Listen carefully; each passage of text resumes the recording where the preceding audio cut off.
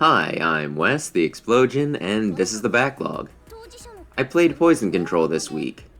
It's by Nipponichi Software, most famous for the Disgaea series. I like those games enough that I'm normally willing to give their other titles a chance, especially since a lot of times, characters from their side games can get added as extra characters in the Disgaea games, normally either as post-game content or DLC. This can lead me to playing some games that are either drastically different from Disgaea and or of lesser quality, so this isn't always a good idea. What about Poison Control though? Was it a nice discovery, or did NIS sucker me into picking up something based off of just brand recognition? Why don't we start with the game's plot and setting? You are a human with amnesia that has somehow wandered into hell. You are attacked by a demon that steals your flesh, turning you into a skeleton, and conversely, the demon turns into a young girl that gains a sense of self and calls herself a poisonette. This kicks off an odd partnership where you share a body and go around purifying infected sections of hell to earn tickets that will get you into heaven to fulfill a wish. Women from the mortal realm experiencing strong negative emotions spawn poison mires in hell, which in turn spawn creatures called klesha, some odd combination of demon, android, and cartoonish parody of the female body. You need to clear them out to either solve their internal struggles and hopefully prevent them from doing something horrible, like killing their parents, or help those that have already died and created these areas posthumously rest in peace. As you travel through these Bell's Hells, as they're referred to, you interact with their spirits and memories to get a better idea of what they're going through as you attempt to help, gradually piecing together their backstory. While none of them get super in-depth since they have only a single level to be explored, some of them tend to be pretty interesting, and I'd kind of prefer a deeper look at some of them as opposed to the main plot. That itself wasn't horrible, just kinda basic. I got a little more interested near the end, but up until that point, I had mostly looked at the main cast as a vehicle to get further into the game rather than actual people I cared about, which kinda says a lot about the poor pacing of the plot. After all, if you have a 500-page book that will only become engaging in the last 50, most people aren't gonna stick around to see it. It relies way too heavily on the subplots that you get only a glance of to keep the player interested in reading text boxes, and even then, they might be too brief for some. There are two endings for this game, one normal and one good. I went for the good end, and then, not really feeling like repeating a boss fight and purposely choosing the lesser choice, just watched the normal one on YouTube. One last comment on the story, there is one level with a subplot that at first glance seems really insensitive and in poor taste. Its subject matter is so unnerving that when I went looking up info for this game on GameFAQs, the board said only two topics, one on how the game ran and one really ripping into this one story. Several comments down, someone clarified that it was based off an old literary work, which did make it seem much less horrible, but I still had to wonder if its inclusion was a good idea, especially given that outside of Japan, this tale is probably pretty obscure. Now for the gameplay elements.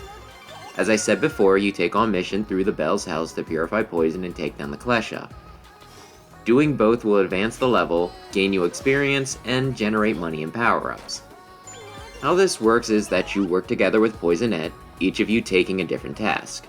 If you want to get rid of the poison mires, you give Poisonette your flesh for a limited time, her running around in a circle and cleaning up any poison within it. You will get knocked out of it if either her or your body are hit while she's mid-stride though. It almost reminds me of Mario Sunshine or a reverse Splatoon. It's kind of odd because just like cleaning in real life, there is something satisfying, yes, about having a mess and then seeing it visibly get cleared away, but at the same time, satisfying isn't the same as fun, you know? Then there's your human character. They traverse the level with Chibi Poisonette on their shoulder, advancing forward, opening chests, collecting loot, and most importantly, engaging in combat. You can enter shooting mode to use your gun arm in some third-person shooter action. You can have two main weapons and then a third sub-weapon. These have limited ammo though. Your mains refill over time while subs will need to have power-ups refill it. All of this doesn't really work well for several reasons. First is just how bad hit detection is. I get that some weapons have different ranges and accuracies, but sometimes, even at point blank, gun in your face range, the bullets would still just seem to pass right through enemies. Or even just stationary blocks. Then there's ammo count. It can be really easy to run out of ammunition, especially early on, and it can be super awkward either trying to quickly cycle through weapons to one that has ammo, or to just have to run around until something refills itself. The enemies themselves can also be annoying. Most of them will just kinda wander around until something clicks in their brain and they decide to attack. That makes them super easy to deal with in small numbers, but when you have 5 or more crowding around it makes things much trickier and harder to predict. The obvious solution would be to whittle down their numbers to give yourself some more breathing room, but some areas will spawn in a replacement almost immediately when one goes down, making me wonder what the damn point is. The argument could be made that this is to challenge you to manage your space better and plan your purifying routes more strategically, but all it feels like is a lesson of utility. Why should I bother killing an enemy when it doesn't kill an enemy? And if there are too many enemies around you for you to do what you're supposed to do, how can you get rid of them if killing them doesn't kill them? It led to some super frustrating sections for me. On top of that, the game is just kinda jank. While I only had to restart a level once due to a freeze, I still can't say it ran well, even outside of that. If there was too much on screen, it could chug along. If an enemy wandered just a little bit away, it would disappear from view, but still function as if it were there, and I'm really not talking all that far. Like I said, hit detection sucked. Some of this might have been because I played it on Switch as opposed to PS4, but hey, since that's the way I played it, that's the way I'm talking about it. I don't play too many shooters, so there was some part of me that wondered if some of my issues came from just my inexperience with the genre, but I was fortunate enough to have a second opinion because somebody else was able to watch me play it. When I asked him if it were me or the game, he said that it did look pretty rough, so it wasn't my aim or the limits of technology causing the issues. In addition to that, the UI is also really bad. Sure, the game told me the basics of how to play and I was acquiring different weapons, but given that I was playing what was ostensibly an action game rather than an RPG, I didn't really think about equipping them, figuring it was automatically added to my loadout. I also had no idea what I was gaining money for. Then 3 levels in, an NPC spirit tells me that finding new weapons is easy, the hard part was remembering to equip them, at which point I thought, wait, I have an equip menu? Sure enough, when I was back on the overworld, I saw down in the corner that I had a button to bring up a menu. Exploring it showed me that, yes, I could equip different things and also use my cash to upgrade them. Even more shocking though was discovering that I had to manually save. I was about to quit, but changed a bit of my loadout, which sometimes doesn't get saved automatically, so I decided to do it manually, just in case. When I did so, I found that I had not saved once, which, after about an hour of playing, would have pissed me off if I had quit without doing. It's the year of our Lord 2021. What game doesn't have an autosave, and what game without an autosave would not have reminded me to do it myself? I also just kinda had to piece together that I had so many revives I could use when I ran out of HP, how to refill them, and also that I had a special attack. I almost tried to give the game the benefit of the doubt and say that maybe I missed the dialogue box, but I think it just really sucked at explaining itself, and I was just left to muddle through its systems. Overall, the whole game just feels like a rough draft that someone tried to turn in for full credit. It seems a little unfair to say since it's not a full price game, either 30 or 40 bucks depending on the format you get, but it was still put out for sale, meaning someone thought that it was done enough to publish. While there are some interesting ideas here, since none of them are fully realized, it's hard to tell that even if the game did receive more polish, whether it would be fun to play then.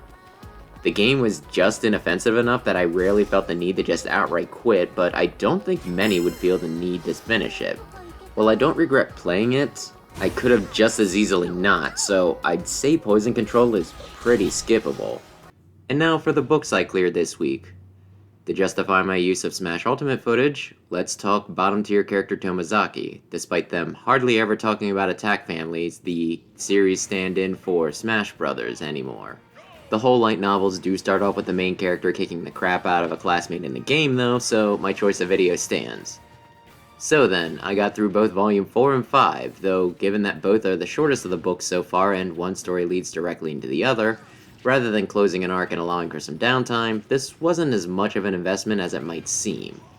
As I mentioned with the last volume, one of the main character dynamics underwent a shakeup, and starting with 4, we see the results of that.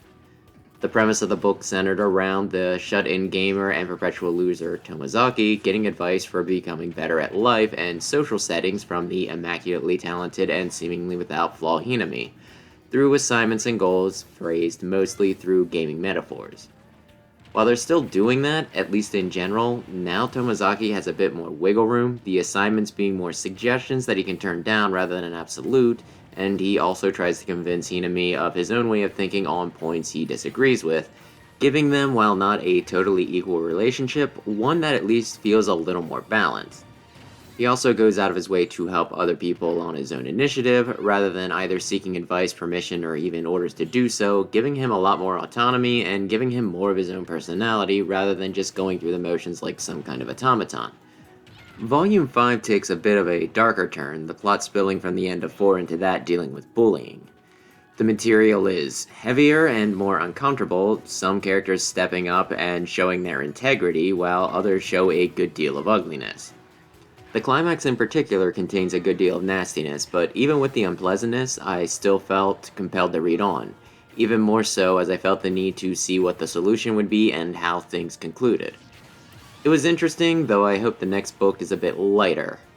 I'm still thoroughly enjoying the series, and while that's all the volumes I have for now, I look forward to picking up more in the future. I also finished Will Destroy the Galaxy for Cash by Yahtzee Croshaw, a sequel to the previously discussed Will Save the Galaxy for Food. I had said that the latter book was perhaps my favorite of the ones Yahtzee has written, and this not only maintained my enjoyment, but even surpassed it for me. The book sees the main character, an out-of-work star pilot, trying to make a clean break from his previous life with a new name and a career change to something tangentially related to his previous job, but fundamentally different enough to satisfy his desire for change. There's some obstacles standing in his way, namely him not being the only one with the same idea, and so he's roped into one last, shenanigan-laden job in order to cut the line. This one involves a heist of a life-saving artifact to help his childhood hero, and this element combines with the already present sci-fi action and comedic writing to add an extra layer of intrigue, which takes the whole narrative to the next level.